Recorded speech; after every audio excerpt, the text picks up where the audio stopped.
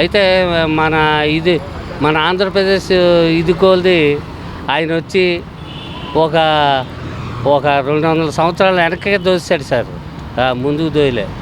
ఆయన అంటే నాకు ఈరోజు లేదు, ఈయనంటే ఈరోజు లేదు. అయితే వాళ్ళు చేసే పనులు పెట్టి చెప్పగలుగుతున్నాం సార్. నాయుడు గారు ఇప్పుడు ఆయన సంగతి వదిలేయండి, మన పిఠాపురం ఆయన సంగతి.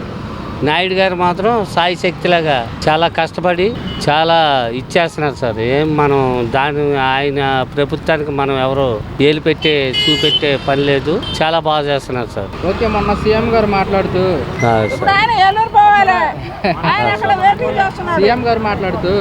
ప్రజలు కొంచెం పథకాలు ఇవ్వడానికి అమలు చేయడానికి టైం పడుతుంది, అర్థం చేసుకోవాలి.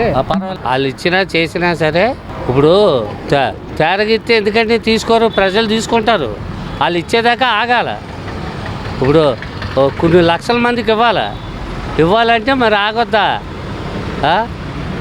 వాళ్ళు ఎన్నో పెద్ద పెద్ద పనులు చేస్తున్నారు, రోడ్లని అయ్యని రాజధాని అని. 5 సంవత్సరాలు పెట్టి మనం రాజధాని వెళ్ళాలో మనకు తెలీదు.